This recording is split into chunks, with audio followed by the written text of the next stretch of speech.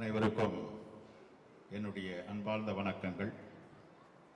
பெரிய பெரிய ஆட்கள்லாம் பேசும்போது எங்கேயோ ஒரு மூலையில் திருவண்ணாமலை இருக்கிறவரை கூப்பிட்டு எங்களுக்கு மேடை கொடுத்துருக்குறாங்க.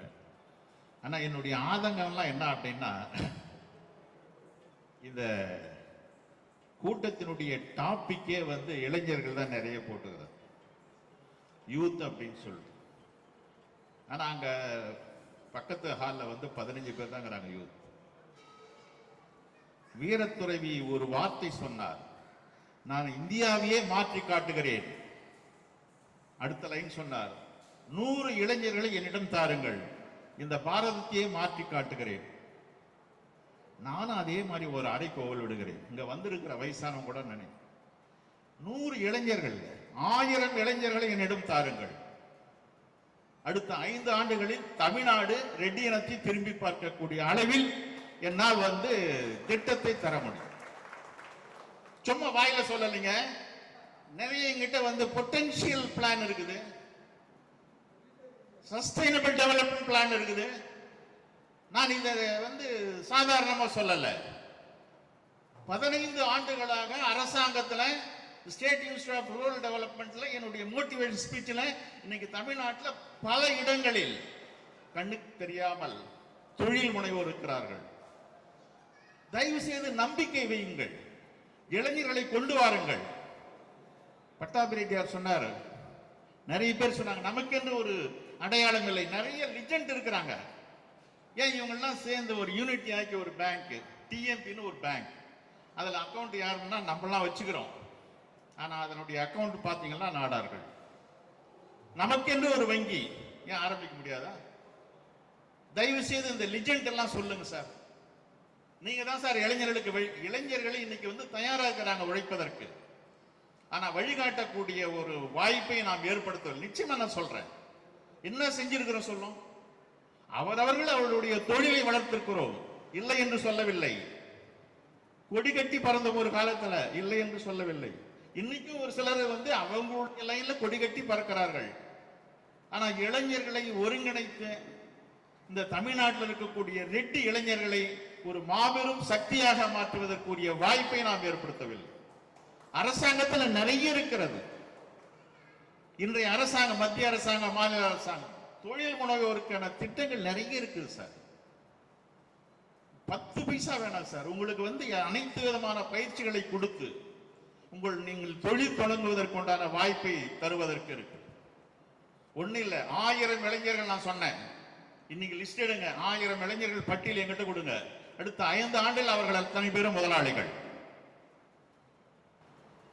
நிறைய திட்டங்கள் இருக்குது. ஒரே ஒரு திட்டத்தை மட்டும் சொல்றேன், சாத்தியமா இல்லையான்னு சொல்லுங்க.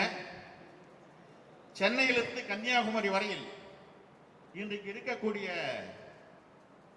உணவகங்கள், ஹோட்டல்ஸ், அதுல எந்த இடத்துல அதிகமா கார் நிக்குதுன்னு சொல்லுங்க.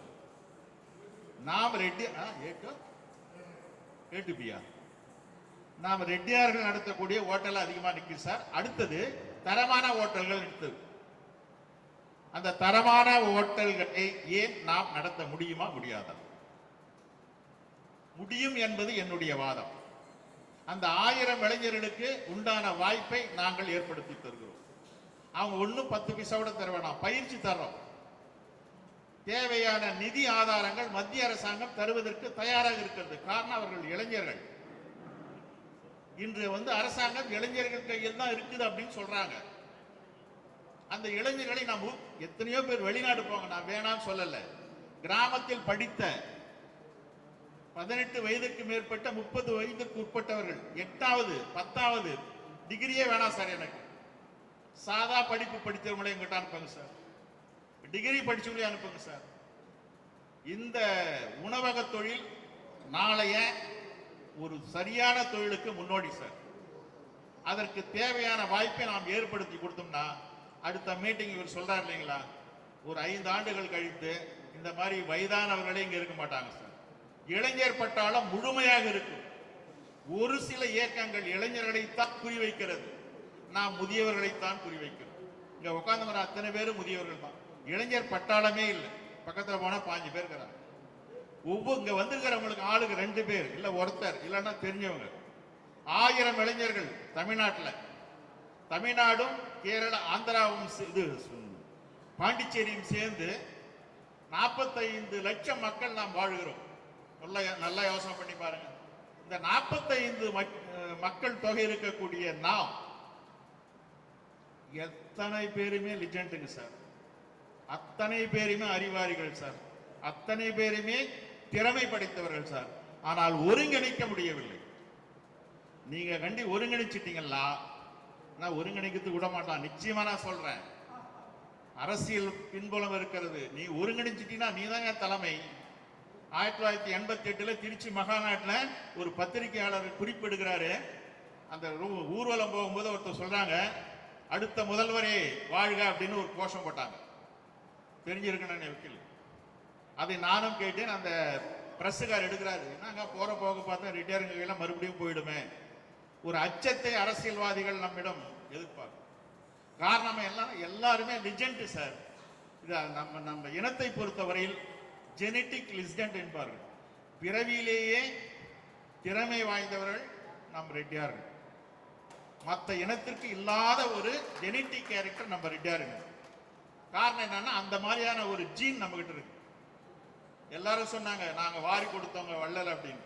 ஆனா இதுவரையில் தொழில் தொடங்குவதற்குண்டான வாய்ப்பை நாம் ஏற்படுத்தி யார் வேணாலும் கொடுங்க சார் என்கிட்ட, அவர்களுக்கு ஒரு தொழிலை காண்பிக்கிறேன். ஒரு ட்ரைனிங்ல ஒருத்தர் கேட்டாங்க, சார் எங்க பொண்ணுங்க 2 பேர் படிச்சுட்டு சும்மா இருக்கிறாங்க, என்ன படிச்சிருக்கிறாங்க? பிஎஸ்சி. என்ன தொழில் செய்யுங்க சார்? ஒன்னும் இல்லை சார், சாதாரண ஒரு சின்ன தொழில் சமோசா செய்யுது சார். இன்னைக்கு அவங்க பெரிய இண்டஸ்ட்ரியல் சார். அதற்கு ஒரு உதாரணத்தை சொல்லுகிறேன். இந்த சமோசான்னு சொன்னதுக்கு அப்புறம் உங்களுக்கு எல்லாம் எல்லாருக்குமே தெரியும், திருச்சி ரோட்ல பெரம்பலூர்ல அஸ்வின் ஸ்வீட்னு ஒன்று இருக்கும். அந்த ஓனரை பற்றிய தகவலை தெரிந்து கொள்ளுங்கள். சமோசா வித்தவர் சார். இன்றைக்கு 1000 பேருக்கு அங்கு வேலை வாய்ப்பு. ஏன் அதை நம்ம செய்ய முடியாதா? அது மாதிரி நம்ம கிட்ட ஆட்கள் இல்லையா? அவர் திறமையை பயன்படுத்துவார். நம்ம இனத்தை நான் பயன்படுத்துகிறேன். 1000 இளைஞர்களை கொண்டு வாருங்கள், 50 ஹோட்டல் ஆரம்பிக்கலாம். 5 ஆண்டுகள்ல எங்க பார்த்தாலும் ரெட்டியார் தான் சார். ஆனா எப்பயும் ரெட்டியார் தான். ஆனா இன்டகிரேட்டட் ரெட்டியார் இல்லைன்ற சூப்பர் ஹோட்டல். காலையில் நேற்று பேசினாரு வெங்கட சுப்பு அண்ணன், நிறைய இங்க இருக்கிறவங்க அத்தனை பேரும் ஹோட்டல். ஏன் இப்ப நம்ம சாப்பிட்றவன் வசந்த ரவி அவர் ஹோட்டல் தானே. இப்படிப்பட்ட நிறைய தொழில் நிறைய இருக்கு சார். ஆனா முனைவோருக்கு தகவல் இல்லை சார். நம்ம இளைஞர்கள் சொல்லுங்க சார், வெளிநாட்டில் போய் சம்பாதிக்கிறது சம்பாதியமே கிடையாது சார். வெளிநாட்டில் போனா நான் என்னுடைய ரத்தத்தை உறிஞ்சி கொண்டு அவன் சம்பாதிக்கிறான். ஆனால் அந்த உழைப்பை அவன் பெற்றுக் கொள்கிறான். லாபம் நமக்கு இல்லை.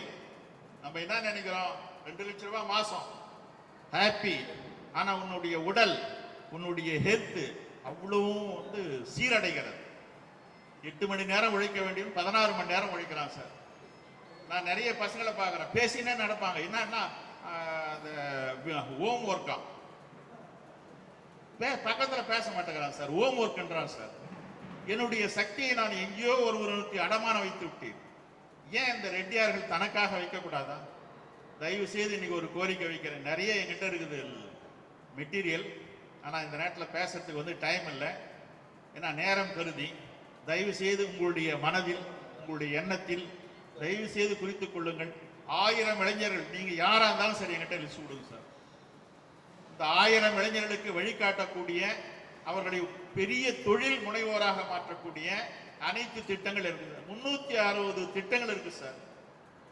360 திட்டங்களுக்கு அரசாங்கம் நிதி உதவி செய்கிறது சார். ஏன் இதை நம்ம பயன்படுத்தக்கூடாது? இப்படியே எத்தனை நாளைக்கு தான் நம்ம கூட்டம் போட்டு பணம் இல்லாத ஒரு கூட்டம் என்றால் அதற்கு தேவையானதை சொன்னாங்க பாரு, 1 லட்சம் 2 லட்சம் தேவையே இல்லை சார்.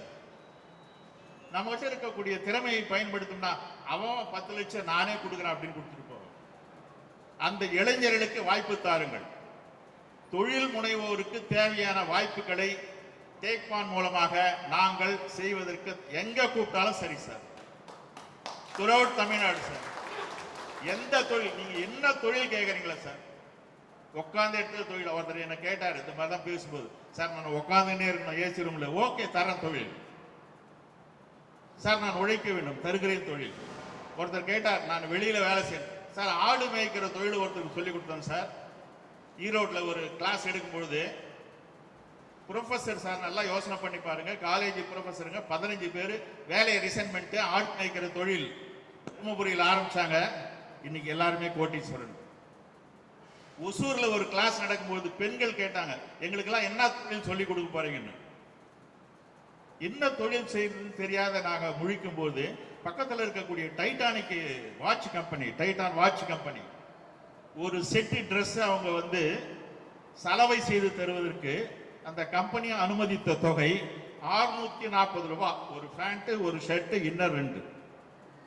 640 ரூபாய் ஒரு செட்டுக்கு அவங்க வந்து தராங்க. நாங்கள் வந்து அவங்கள போய் அணுகணும். எங்ககிட்ட பெண்கள் இருக்கிறாங்க, அந்த ஆப்பர்ச்சுனிட்டி எங்ககிட்ட கொடுங்க அப்படின்னு கேட்டோம். உங்களால் நம்ப முடியாதுன்னா. ஏன் அப்படின்னா அவன் வந்து லெபார்டரி வச்சுக்கிறான் சார், டெஸ்ட் பண்ணி தான் துணி வெளியே வரும்.